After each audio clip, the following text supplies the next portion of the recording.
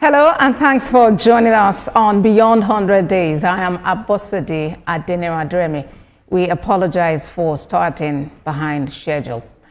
Join the conversation on X at TVC News NG. Use the hashtag Beyond 100 Days. Today, we're beaming our searchlight on the aviation sector. Since the emergence of the President Bola Tinubu as the President of Nigeria, the aviation sector has been on the front line of some interventions and challenges. The Minister of Aviation and Aerospace Development, Festus Keyamo, described the accomplishment in 2024 as a pivotal milestone, particularly with the completion of the irrevocable deregistration and export request authorization process by the Nigerian Civil Aviation Authority. Now, some of the challenges witnessed in the sector are delay in flight, unscheduled cancellation, and many more. What are the plans in place to make Nigeria's airports more viable and to meet international standards?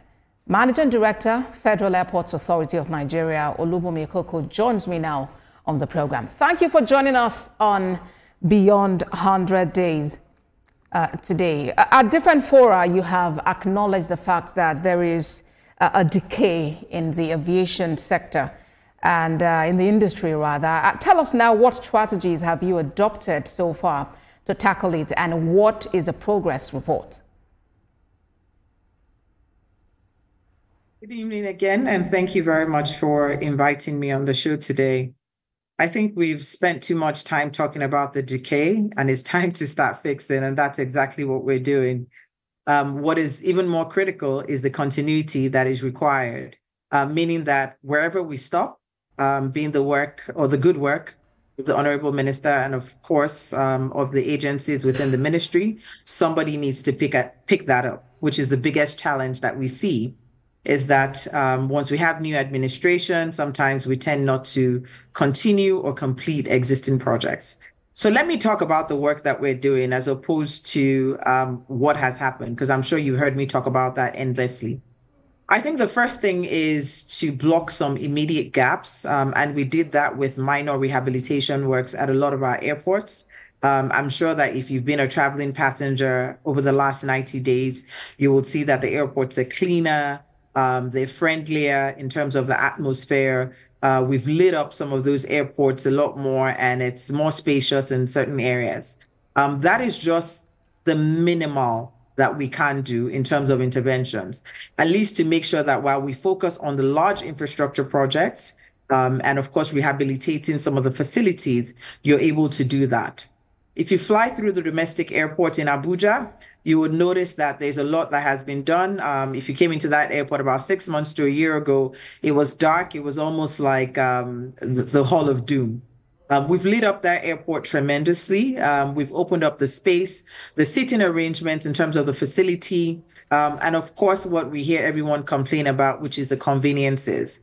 So access or better access for people with disability, making sure that some of the elevators and the escalators are functional, making sure that things like the toilets are also functional, and really focusing on a lot of expansion works across that airport.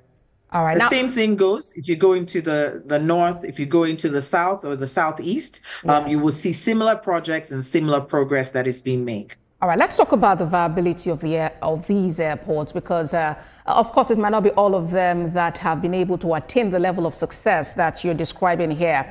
We have about 30 airports in Nigeria, and out of which few are viable, quite manageably. And opinions seem divided as to the best way to manage them. What school of thoughts do you support? Is it shutting down completely the ones that are not thriving in order to pave way for new standard airports? So let me start by saying that there's some things that we refer to in finance as sunk costs, right? So you've already made the investment in infrastructure. So what you need to do is really to plug that investment so that you can improve your rate of returns. I do not recommend shutting down those airports at all. And if you've had conversations with me over the last few months, what I will say to you is that there are two things. One is the economics of the airports, which is viability. But secondly is also the social impact that the airport brings into driving the economy, or at least helping us to turn around the economy. In terms of the interventions that we're putting through, there are 4 critical areas that we're focusing on in terms of how we flog those airports and improving the state of the airport. So one is to increase economic activity around the airports. Our commercial and business development team, as well as myself, obviously with the guidance of the Honorable Minister, have worked very closely with some of the state government in terms of what they can do. One is largely around cargo. I think cargo is a sweet spot for us in market. The states like Kano, Jos, Ogun State, even though Ogun is not our airport, they're looking to drive cargo effectively as well. But it's not just about building the infrastructure or investing more in the infrastructure on ground. It's really making sure that there's a feeder system that starts all the way from the bottom of the value chain to drive cargo. There are various segments of cargo. I think agro and farmer are 2 critical areas that we have been looking at. Agro specifically around making sure that there's food security, so distribution of food items in market, specifically within Nigeria, and of course, certain items that can be exported. What that means is that in terms of the bottom of the chain, the value systems, making sure that the states are working very closely with DFIs in terms of aggregating the products or the produce that need to go out, making sure that you're sort of aggregating a database that also focuses on packaging, logistics, also testing labs around some of those airports so that we can at least start to drive a lot more cargo activity. So as I mentioned, that is one area. So economic activity, tourism. I know there's been a lot of noise about Dirty December in Lagos. So tourism is one, of course, business activity, and largely around driving GDP. Look, I think if we want to drive economic activity at this airport is really to make sure that we're able to drive the GDP growth, which are the key inhabitants. So that's one. The second is really around improving the infrastructure linkage to the airport facilities. So making sure that a collaboration between ourselves and the state governments, and of course at the federal level as well, making sure that the road network that leads into the airport, making sure that the transit facilities that are available. I'll give some examples. FCT, for example, has a rail line that terminates at the airport. It makes it easier for people to come there, whether they're traveling passengers or to conduct economic activity at the airport. We recently had a meeting with Lagos State government this week. They do have a road that is coming in from Ali Mosho, which will also open up the area. So the linkage is very important in terms of making sure that we can actually drive this activity. All right. The third is really around transit hubs. So let me just wrap up very quickly. Is establishing certain locations and transit hubs. Lagos and Abuja, of course, are the main areas that we're looking at. And I mentioned earlier, which is also to prioritize the cargo exports. Thank you very much. All right. And we know the aviation minister has said at different times, and you have also corroborated that position as to the need for public-private partnership in order to drive the transformation of these airports that we're looking at. Where are we on the concessioning of major airports across the country? Okay, so I'm glad we're all on the same page that private sector participation is required. A hybrid model is what we've clearly preached for, and that's making sure that for the commercial activities, we're able to commercialize those. You just spoke about the concessions. The Honorable Minister has been working very closely with us at FAN to make sure that the concession process is thorough. There has been a review. So, of course, there has been a review of the last concession process as well. There were some adverts that were put in the paper, which were more of notices a couple of weeks ago or a couple of months ago, largely around interest or intent in those airports that were looking to concession. There's some advisory work that is also ongoing in terms of project development and the economics. Now, when it comes to concessions, it's one thing to potentially find a private sector partner to work with you on those concessions. But what is more important is to make sure that you sort of have the same goals. You're able to potentially trash out some of the issues that have potentially arose and will continue to arise around, look, what do you do with the people? The Honorable Minister has clearly said there will be no jobs lost. Of course, that also requires conversation in terms of the economics and the financials of what happens. So currently we're in project development stage. All right. And, quite recently at an aviation roundtable meeting, you were there as well. And, stakeholders recommended a range of measures, and those included the establishment of an aviation finance bank, which would be a single-digit lending rate for the sector, and of course, the exemption of local refineries from taxation related to production of Jet A1 fuel. What are your thoughts on this?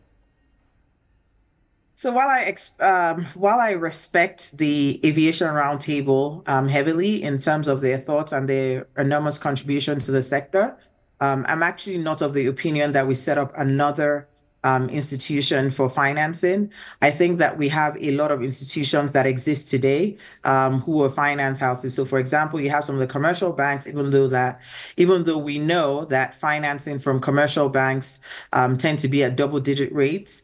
We also have some DFIs, they're private equity institutions that we can look at. What I do think we need is really more specialized banking or specialized financing that we can leverage. We also need to consider things that would help us improve the financing environment. So some sort of financial instruments, credit guarantees, for example, or backstops for the industry. So my focus will rather be on specialized financing and potential credit guarantees to support that.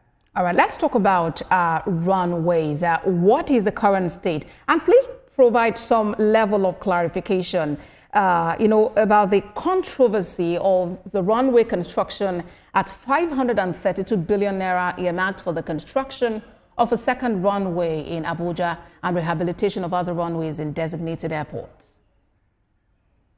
Thank you very much for that question. I believe I've also just received a number of messages following our outing yesterday at the National Assembly. So I'd like to clarify two things.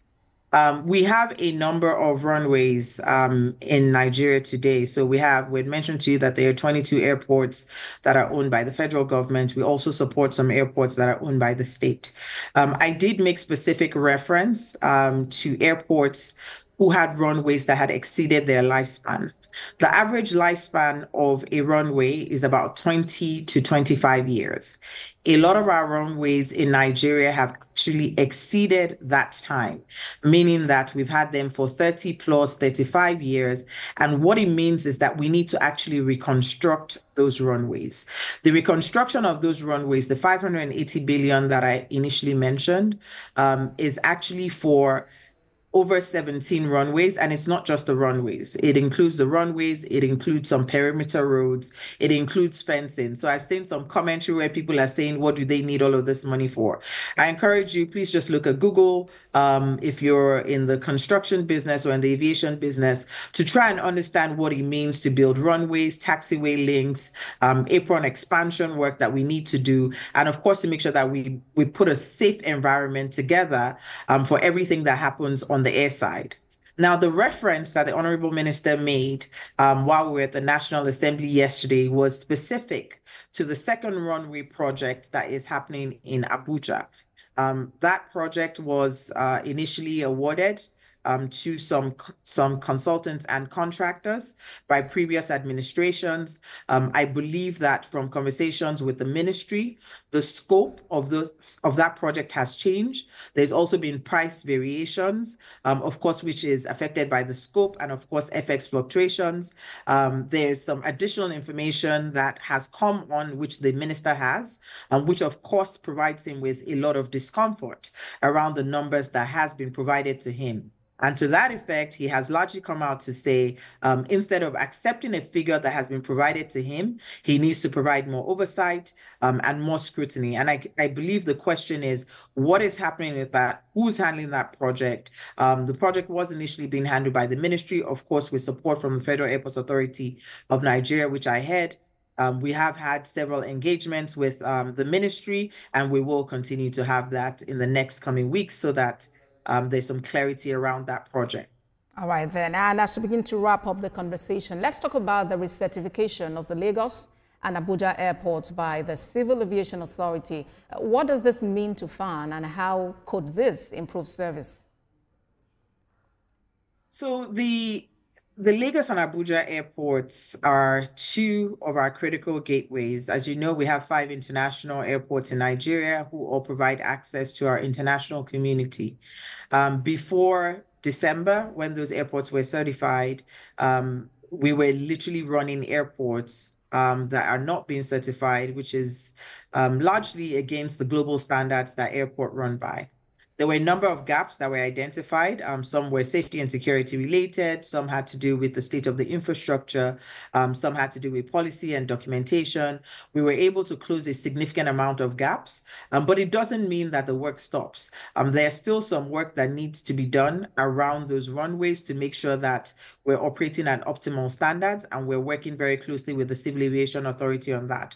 That's just 2 runways. The priority for the Nigerian Civil Aviation Authority and ourselves at FAN is to make sure that we can certify the other international airports. The team has been working jointly and very closely over the last couple of weeks to make sure that we can achieve the same success that we did for Lagos and Abuja. All right. Now there are reported cases of touting at airports, bribery, and accusations that some officials actually collude with passengers to launder drugs and money. You spoke tough in a viral video on this. How is FAN dealing with it at the moment? I'm sure you know that in Nigeria, in this economy, there's no hard decision or policy that is put out that does not face any resistance. We have faced some resistance with the implementation of that policy, but I assure you that the Honorable Minister and I are extremely relentless. We have come out, we have engaged with our communities, and of course with the Security Council that we meet with. The Nigerian Civil Aviation Authority has also had multiple sessions, and we have made sure that all of the agencies that are working very closely with us understand the implications of our actions. We did find 1 or 2 people who were culpable.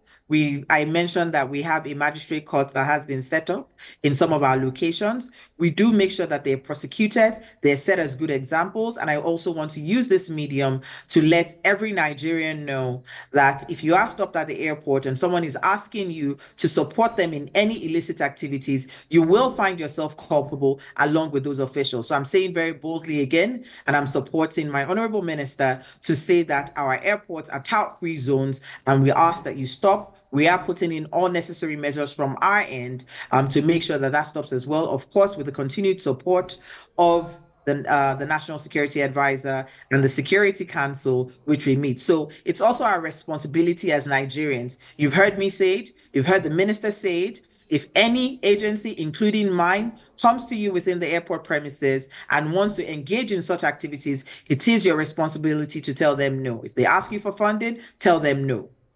Now, after about 1 year in office, are you overwhelmed by the enormity of task before you? I mean, are you willing to step on toes to get the necessary reforms in place in our airports? I have stepped on toes. I'm still stepping on toes. I do know that I need to do that with caution, but definitely not at the jeopardy of the Nigerian airport system.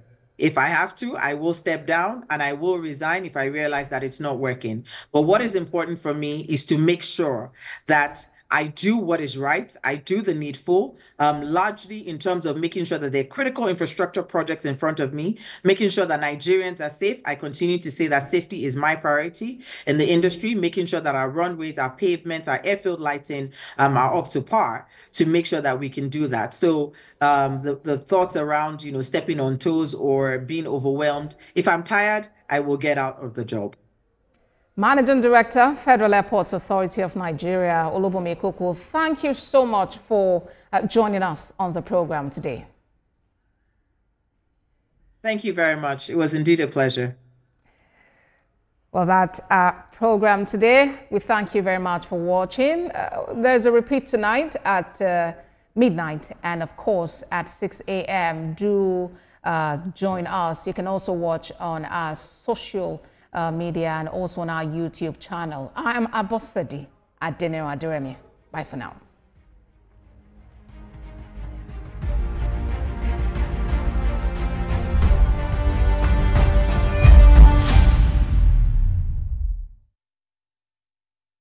It's a paid presentation by ShopX TV.